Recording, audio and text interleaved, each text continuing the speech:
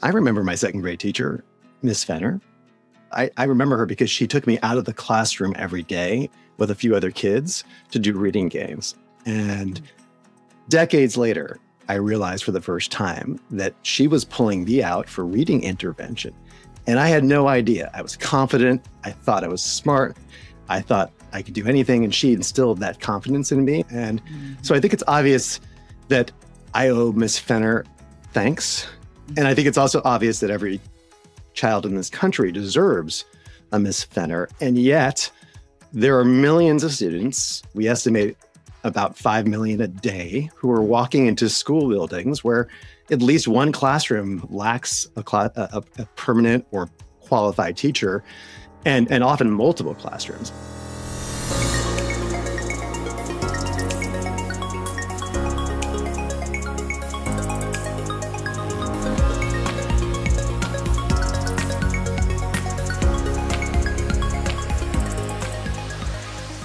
Hello, and welcome to another episode of The Rural Impact. Welcome back. If you're a first time, we're so glad that you're here. Again, my sincere thanks for you joining us today.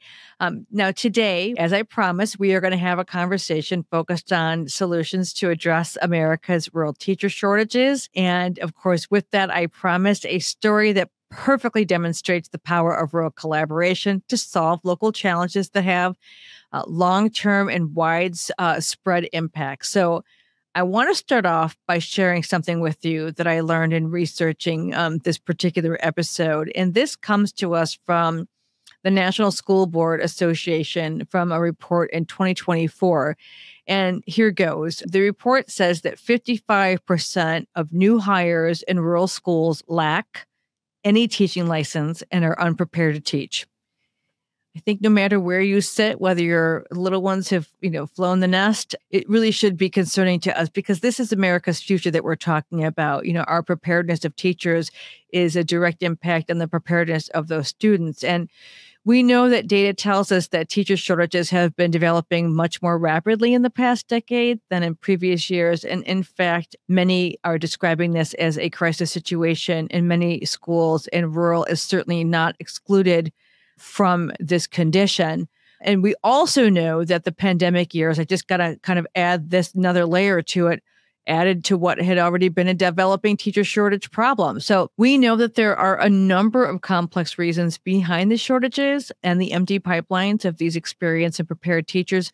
But one such reason is indeed the closing of university programs that frankly educate our teachers.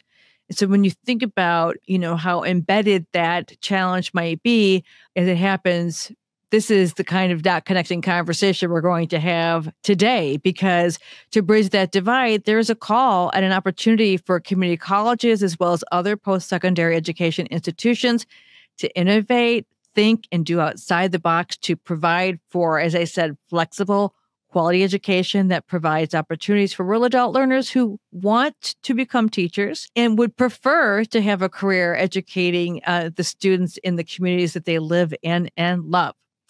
So to have this conversation and to really help us connect those dots, I had the pleasure of talking with Joe E. Ross.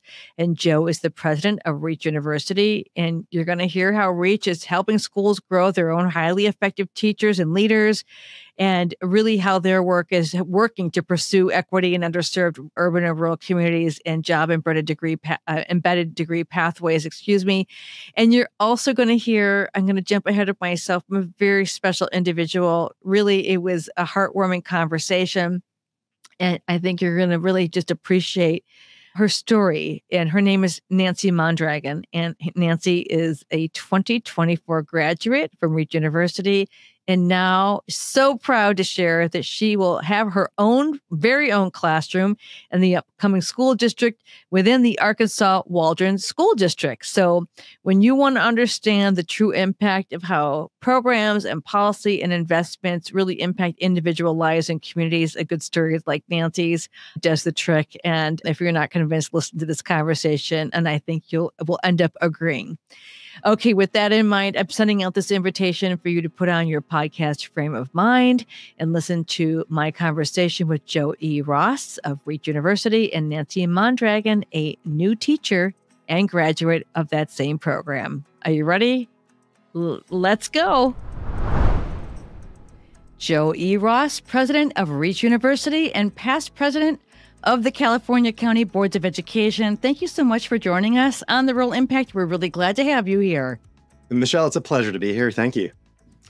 You know, Joe, I told our listeners prior to bringing you in that this is the third in our series that we are focusing on post-secondary education and career pathways.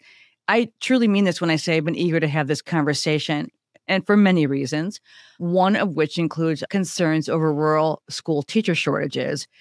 And, you know, Joe, I always have to do my homework. And so I've been kind of doing some research, and I had a look at the April 2024. It's a publication put out by, let's see here, the National School Boards Association. And the quote at the top of the page just really struck me like kind of a lightning bolt.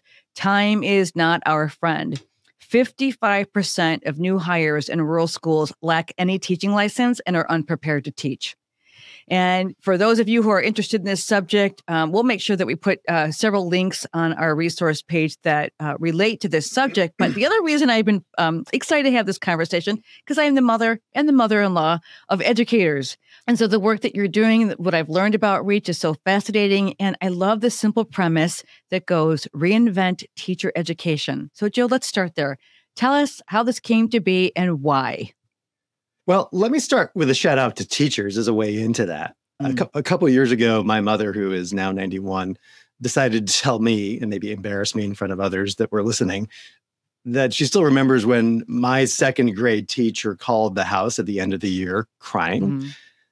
And I imagine as a parent, that must have been a moment of terror. It turns out she was crying because I did okay on a reading test at the end of the year. And when I heard that, I was like, what? Like, what? I remember my second grade teacher, Miss Fenner. And what I realized as I thought back to that year is that, yeah, I remember her because she took me out of the classroom every day with a few other kids to do reading games. And decades later, I realized for the first time that she was pulling me out for reading intervention. And I had no idea. I was confident. I thought I was smart. I thought I could do anything. And she instilled that confidence in me. And of course, learned to read and graduated from high school and college and went on to serve in the Navy and go on to graduate school and eventually find myself running a university as its president. And so I think it's obvious that I owe Miss Fenner thanks. And I think it's also obvious that every child in this country deserves a Miss Fenner. And yet there are millions of students, we estimate about 5 million a day, who are walking into school buildings where at least one classroom lacks a permanent or qualified teacher, and often multiple classrooms. And this is especially true in rural communities. And the irony is, in those very same buildings, there are the adults who could be those teachers. They're working as aides and after-school staff and coaches. They're in the lunchroom. They're in the office. They're driving the buses. Some of them are even janitors. And most of these folks share the same story. At some point in their lives, they were forced to choose between a job and a degree. Wow. And so the question is, what if they didn't have to make that choice? What if they could use their job to earn the skills and the credentials they need to promote into a teaching job, if not in the same building where they already work, at least in the same community where they're from, so that the teachers in that community have the teachers they need? And so the question that you asked, what does it mean to reinvent teacher education, first means reinventing higher education. And so that's what Reach University is about. We are a accredited nonprofit university that essentially is turning jobs into degrees instead of the other way around. And it starts in rural communities. And we call that model the apprenticeship degree. All of what you're saying, I'm nodding because I think about, shout out to Mrs. Weiss, my 5th grade teacher who, kind of saw potential in me that others just, they thought I was just not paying attention and I was just kind of ahead of that. And sometimes it takes someone who just has such a different perspective on a child's journey through education. And I love so much about the work that you're doing in particular is that we talk about the need to recruit. And that often triggers us to think recruit from outside of our communities. And the work that you're doing really kind of turns that on its head, because you're identifying people who are a part of the fabric of the community, who may know the children's families, and just has a completely different set of an awareness of the environment of where the children are learning. And Jill, you're a nonprofit, and so I think we have a lot of areas that I want to cover, but I would like to hear some of your views. And I've read some of your op-ed pieces. I'd like for our listeners to understand from your perspective and the work that you're doing, what is the role of philanthropy in training tomorrow's educators? Because it's not just the traditional pathways of you go to school, you graduate, you go into this, and you get your teaching, education, your degree, certificate. Talk about philanthropy and the role that has. I imagine it's quite significant.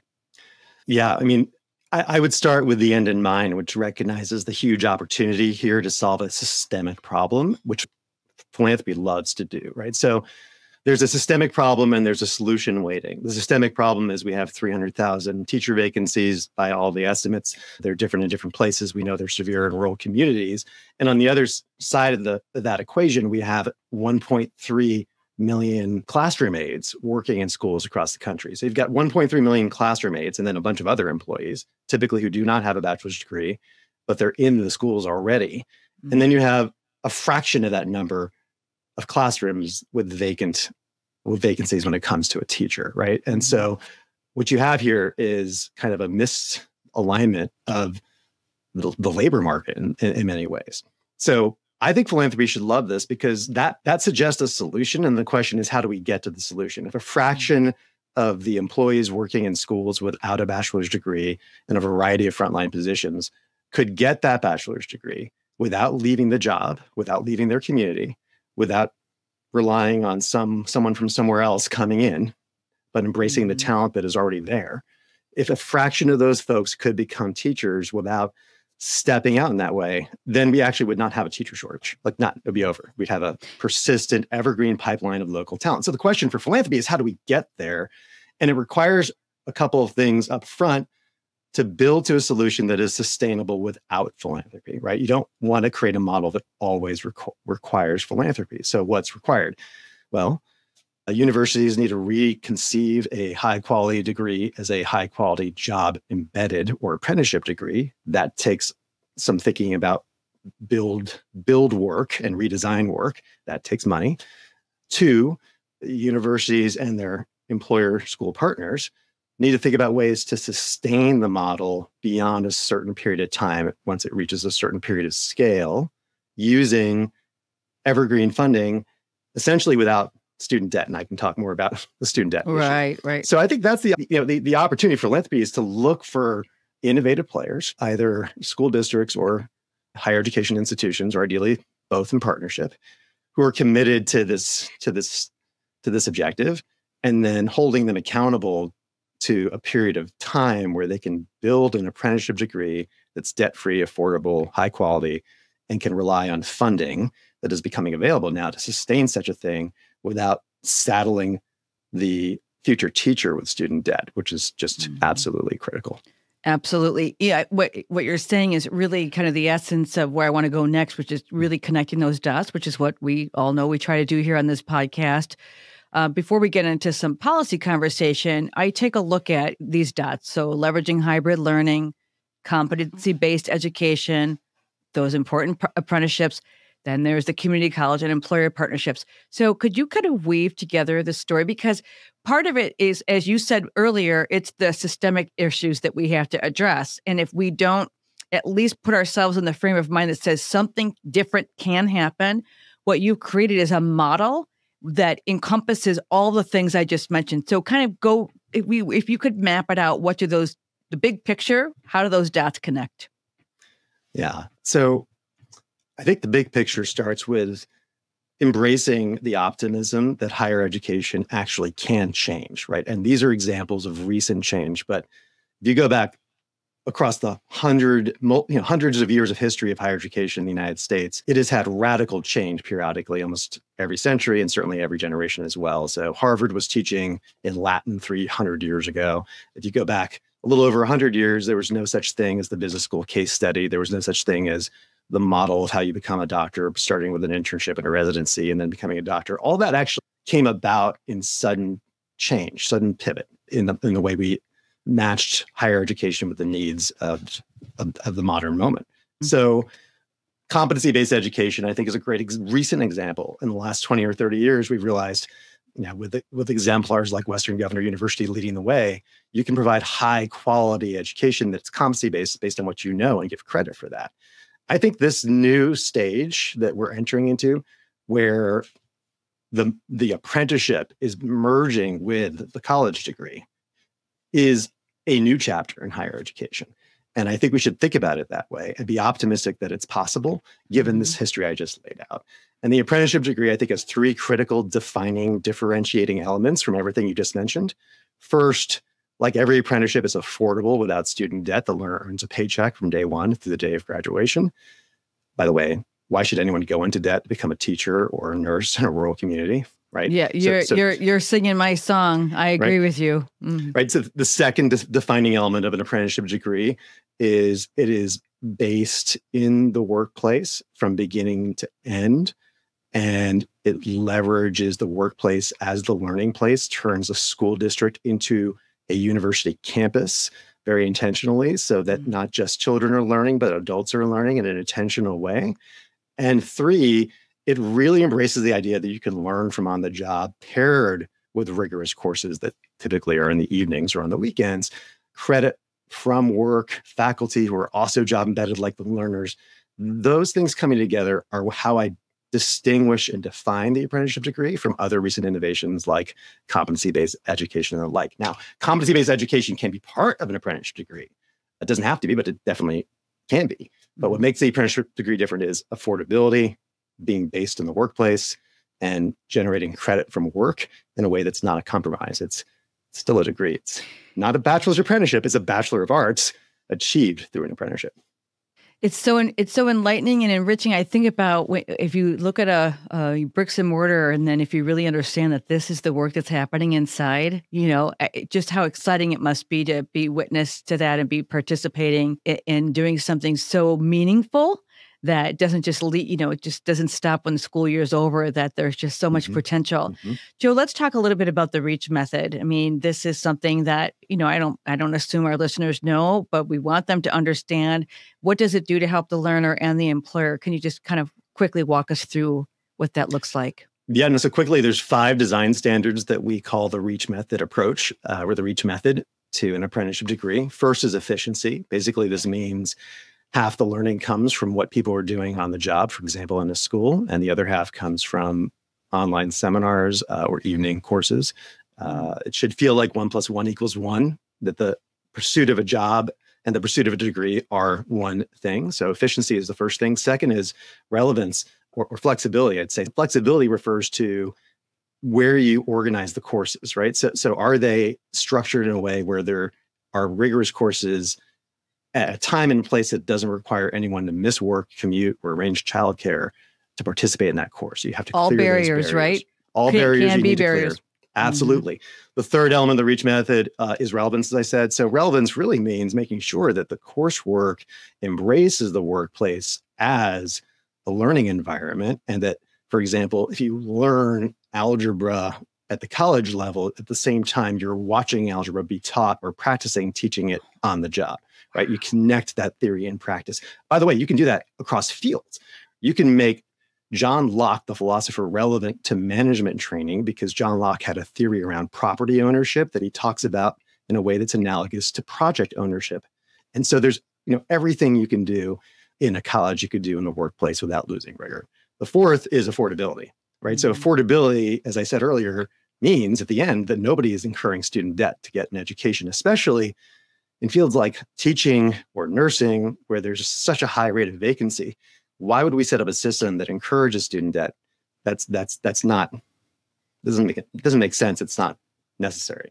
And then finally, the fifth element is professional capital. And this speaks to the idea that at the end of an academic program that's job embedded, there is a job waiting for the learner, if not in the building where they already are, in the community where they already serve, and that they've earned that capital, not just for an immediate job, for lifelong upward mobility that we speak about when we talk about the American dream. My gosh, you make my head spin. There's so much good information. And, Joe, I mean, I know we don't have time to talk about in this episode, but I just wonder what that does for the quality of the education that's being provided to the students, because you've got somebody who not just learning it in their own classroom setting, but then to understand how that's applied to teaching it. That is fascinating. So let's move over to our next subject, which is this thing you've got called the Oxford Teachers College.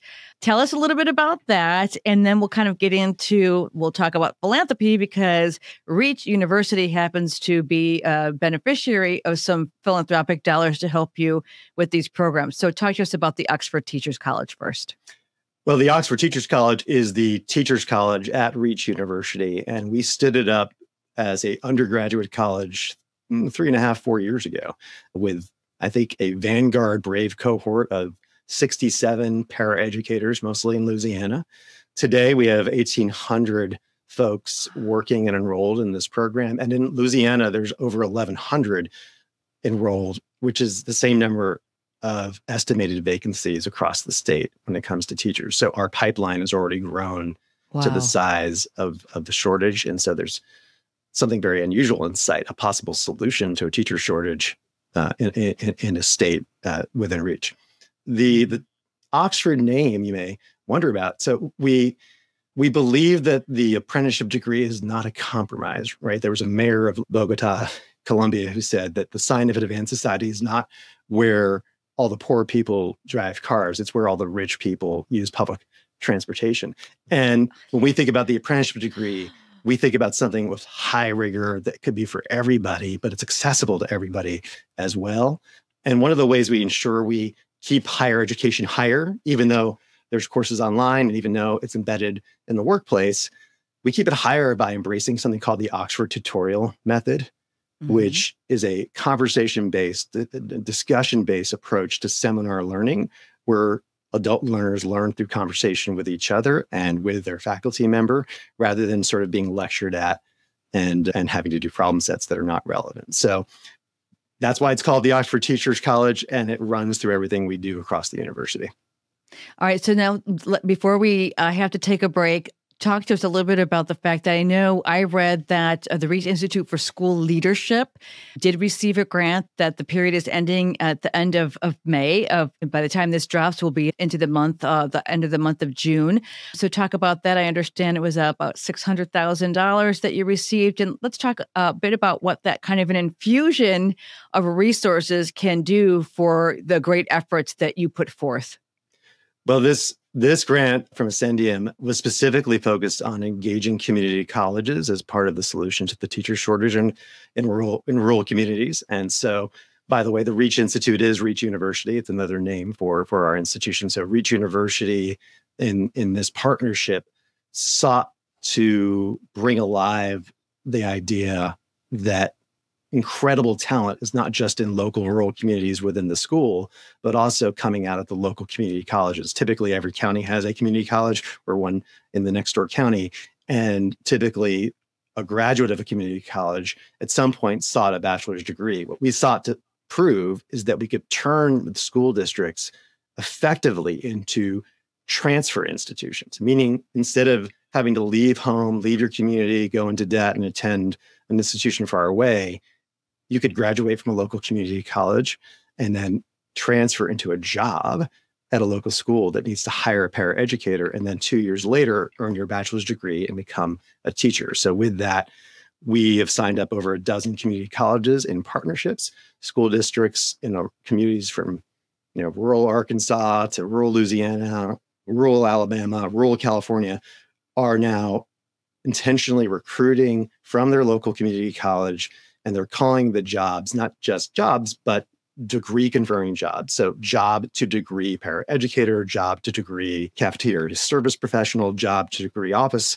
That's the idea that grant made possible. And it's so exciting. And I expect to see where I hope to see the model spread, not just I through can't our imagine work, that but it others. won't. We need this change. Joe, before I let you go, I have one more quick question for you.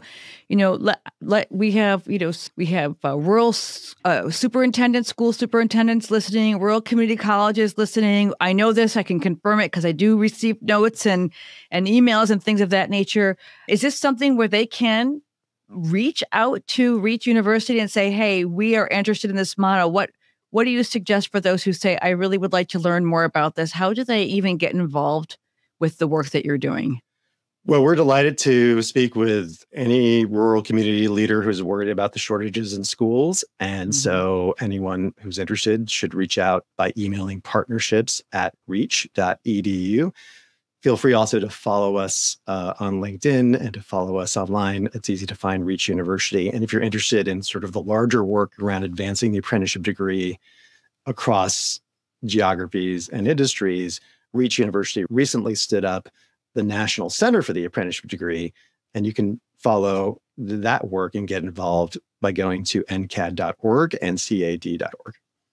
And don't you worry, listeners, because, as I always say, check our resource page, and in our post series e-blast, we make sure that we include all these links. Joe E. Ross, it's really, really fascinating to learn about your work. We're grateful that you could spend time with us. Thank you for all that you're doing in your rural impact, as we say. We really appreciate it. Michelle, it's such a pleasure to be here. Thank you for having us on the podcast and shedding light on this work. It's really important to get more people involved so we can solve this problem. Absolutely. All right. Stay tuned. Don't go anywhere, because we are going to continue this rural impact conversation. Sit tight. We'll be right back from a break. This episode of the Rural Impact Podcast is sponsored by Ascendium. Ascendium believes that learning after high school has the power to transform lives. Driven by this belief, their philanthropy focuses on systemic change to elevate opportunity for learners from low-income backgrounds. Ascendium has a special interest in elevating rural post-secondary education and workforce training. They fund research and resources that can be used to ensure more rural learners have pathways to good jobs that lead to upward mobility. Want to connect with Ascendium? Visit their website at ascendiumphilanthropy.org. That's ascendiumphilanthropy.org. Sign up for their newsletter and follow them on social media. Nancy Mondragon, 2024 graduate from Reach University and Arkansas Waldron School District teacher. Welcome to the Rural Impact. I mean it when I say I've been so looking forward to this conversation. Thank you for joining us. I'm happy to be here. Thank you for having me. Okay, Nancy, so you recently graduated from Reach University, and we had the opportunity to speak with the head of the university himself, and with your degree in elementary education. So congratulations on that. That is no small feat, to be sure, for most people. But that's not where your education career journey started. So I would say, after reading your story and learning about you, your story is one of resilience, and that's where I would like to start. So could you share a little bit of your background story, because it did not begin in education, as I understand it, and you certainly experienced many twists and trials along the way. So give us a little bit of your background. So I was born and raised in San Diego, California, and I got married very young at 20, and we unexpectedly got pregnant. So being in California, it's hard. You need to be able to provide for your family. So I went into a vocational school. We were enrolled in college, both me and my husband, when we found out we were pregnant. So we dropped out because we needed to work full-time jobs that could afford a child. So I decided to go to a vocational school in healthcare. I did nursing for a long time. I worked in pediatric office, and then I worked with a chiropractor. So I worked in the health field for a long time. And then we moved to Waldron, Arkansas, sight unseen. This October will be 10 years. We moved out here. Wow. It was a culture shock, to say the least, because it's a very small rural town. It's very different than San Diego. We moved out here, and I didn't know what I wanted to do. When I moved out here, my vocational degree in California was not worth anything in Arkansas. Like, I could not work in the medical field, they told me. Oh my, yes. I had to go back and redo all my medical training and everything. And then they told me that I could maybe, work as a receptionist, but I didn't want to do that. For a long time, I worked really hard to be able to do all these things in California that I couldn't do in Arkansas. So I worked for a daycare. When I first moved here, I worked for daycare and I helped my dad. He has a small business, a restaurant. So I waitressed for a long time for him. And then my son started elementary school and his principal used to come through all the time and just have conversations with me. And then one day he said, "Do you want to come work for me?" He's like, "I need you." He's like, "I need somebody who can translate." So I decided, okay, well, we had been talking about maybe expanding our family. So we were like, oh, this will be great. Working on a school schedule will be good for us. So I went ahead and I started working for the elementary school as the paraprofessional for their migrant program. It helped all the families that were migrating to Waldron to get additional help so that they could, I translated, I went out to houses. I did, I helped them with a lot of things to get stabilized in our community. And then they did away with the program because we didn't have enough students. So they did away with the program. And then he kept me on as just a regular paraprofessional. So I had been doing that for the last couple of years until somebody from central office heard about Reach. And they said, "Nancy, you need to get on this. Like, this is the opportunity you've been waiting for." So 4 years ago, I had just had my daughter in February. And in August, I started school full time, working as a paraprofessional at the elementary school, but then I started Reach University as a freshman that August. Isn't that amazing? Because you are you're one of the first. I mean, this is such a special moment because you are one of the first in your district to utilize Reach University programming. And, I think it's kind of reverse the question. It's not that you chose Reach chose you. I mean, you were both there. It was you right place, right time, right situation for you. And so I wonder if you could talk to us a little bit because people can hear your story and say, "Oh my gosh, I'm doing that," or "I want to do that." But how did this kind of method support you? Because we're looking for pathways to open doors of opportunities for people who are not, they don't have access to the traditional method of obtaining their higher education, pursuing a post-secondary education. So how did it work for you? Could you just, kind of explain how that method helped you reach, what a good word, where you are today? I'd like to learn about that. So when they first told me about Reach, the first thing I said is, "I can't do it. I have so many student loans." And I don't know that a lot of people know this, but paraprofessionals in Arkansas don't make, I was making at the elementary school under $20,000 a year. Realistically, you can't live off of that. Right. Well, my first thought was like, I can't, I'm still paying off student loans from when I went to nursing school in California. And when I spoke to Mr. Blake Noel is who I spoke to. He was who the recruiter was for Reach.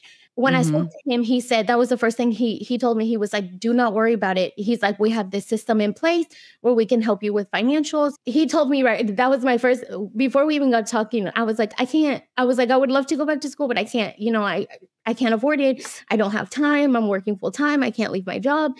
And he assured me that Reach was a program that worked with you, not against you. And it was going to help you, with time management. And they were going to be like able to help just in general with life.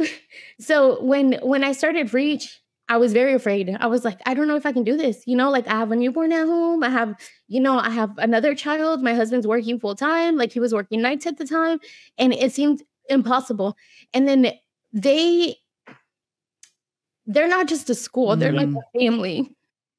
Yes. Yeah. I obviously, because, offering job embedded learning, that is, we've had discussions in this particular series about apprenticeships and training is one thing, but what this has done for you is clearly it's been a life changer, a game changer for you. And you're in such high demand, because I take a look at, I'm going to confess, my daughter and my daughter-in-law, both educators, and it's really tough. And to your point, working as a paraprofessional, so desperately needed. And yet, how do you earn a living and be able to make ends meet for your own family? And thankfully, there's a lot of philanthropy out there that helps, and a policy that helps, support this kind of philanthropy. Because at the end of the day, teachers leave a lasting impact on their students. And so, because our show is The Real Impact, what do you hope your impact will be long term, and not just for those who you are working to teach now, but, yours can serve as a model. I hate to tell you this, you can serve as a model for other people. We should lift up your story. What do you hope that your impact will be as a result of all this opportunity for yourself? I tell people all the time, working at the school for as long as I have as a paraprofessional, I have observed a lot of teachers, and you're right, we need good quality people. And it's not just in the way that they teach, but it's in the care that they take with these children, especially here, because Hmm. we live in a it's so small, this county, and it's like, these kids grow up in a home where they have a lot of poverty and a lot of like trauma from just different things. And it is so Yes. important to have somebody who like wants to teach them, but also wants to look out for them. And I hope that that's me. I hope that I can do that. Oh, gosh. Well, I don't think you have to hope. I think you're there. All right. Now I'm going to ask you this because, this is something that a district would have to embrace and really work to nurture and bring more and more individuals like yourself into the fold and really fill so many of the gaps that we talk about because we have the way. Clearly, we have the way. So, what is your message to other rural school districts when it comes to expanding their own reach to participate in a program such as this one? And, what would be the selling points in your mind to get curious and put together the infrastructure? Because it does take that to take on an initiative such as this. When I first started working at the elementary school, the principal that was there at the time, he's passed away, but he told me, he's like, I hope that working here lights a fire under you. He's like, and he said, I Mm, hope, that you will decide to go back to school. And this was before we heard about Reach. So when the Reach opportunity came up, I was like, this is it. This is what he was talking about, because he always said, like, I want to grow my own, because it's so important to have these people that are already embedded in the school, people that already care, people that are looking out for these students that are wanting to pursue education, because it's not easy to teach. It's not easy to get into this profession, you know, and there's so much backlash on teachers all the time. Like, you have to be very wary of what you say and how you handle situations, because you never know. And with social media, it's so mhm. hard. Like, I see social media posts all the time talking bad about these educators and these things that have happened.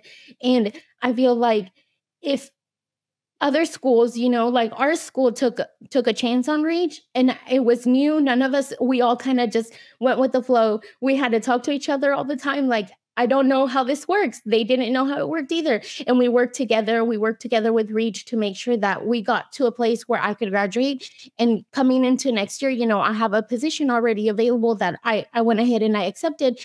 And it's so important, I feel like, for other schools to take a chance on their paraprofessionals, because they all have paraprofessionals and they don't know like the quality of paraprofessionals they have, the kind of quality of teachers they could become if they just gave them that chance. And Reach offers that chance. And Reach has been honestly a godsend for me. It really has. It makes me wonder, Nancy, if you can, let me just ask you this. I mean, the kind of putting the two and two together, as you just talked about, yes, it's very difficult for teachers. And I look at places in rural, frontier, tribal communities where we desperately need to make sure that resources are maintained, that they're sustainable, that we have educators who are not just willing, but excited, to be there in the position to help nurture young minds. That is the goal. And so I wonder what the impact is that you see on just the children and being able to provide, the mentoring and the mentoring part of it, not just about educating children, but mentoring them and giving them, really great role models and things of that nature. Do you see the impact on the children knowing that this program is in place? What do they know about what's going on and how you arrived where you are? So my kids all knew because I told them. And when we had to video lessons, and I let, my professor who was in charge of, she's also the dean, who was in charge of reviewing my videos and giving me feedback on how my lessons went. I used to tell her all the time, I said, just so you know, I said, before we started, they told me, like, we're gonna be so good for you, Miss Mondragon, because we love you. And so they knew, like, ahead of time. I was like, today's the day we're gonna, record this lesson. So be good, guys. And I mean, they were on their best behavior because they wanted this for me, because they knew, like, at the end of this, I mean, And in their minds, because I worked with kindergartners and first graders, they didn't know that, I wasn't a teacher yet, like to them, I was their teacher because I taught them all the things. But I used to tell them, I said, this is important. This is for school. And they just ate it up. I mean, they loved it. They were like, do you have homework too? And they would ask me questions all the time. Yes. I was like, fantastic. Or I would pull small groups and be like, this is for school, okay? And they would get so excited because they would be like, wait, do other people get to hear us and see us? I'm like, yes. How can they not be excited? They have you. Well, Nancy, it has truly been an honor to speak with you. You don't need any luck. You have just clearly your future is bright. And because of that, others will be too. And I really mean that. We've been so appreciative to hear your story. I think that matters so much. We do work to connect the dots between policy and philanthropy and all the things that help rural communities thrive. And it's not just clearly, I want our listeners to understand what we're talking about here is not just how it impacts Nancy and her family, but her school, the children she's teaching, their parents, and it just spreads. And so we really appreciate having you here. And I am willing you all the best for your future. Your story is fantastic. Thank you. My thanks to Nancy and Joe E. Ross for sharing their stories and, of course, their impact. And I really do want to take this opportunity to give a special thanks to Ascendium for their support of the Rural Impact. With these types of partnerships, we are able to expand the conversations we're having today about the issues that impact and sometimes impede all rural people from living their best quality of life. So thank you, Ascendium, for your support of the Rural Impact. We truly do appreciate you. As always, I want to send out a very special thanks to Bria Corsera and Sarah Staub. I also want to remind you to check your voter registration. Always very important. Follow us on social, share and rate this podcast. We really do appreciate when you do. It helps others find us. And with that, until next time, I always say it and I mean it, take good care of yourself and everyone else around you. Until the next time on a new episode of The Rural Impact.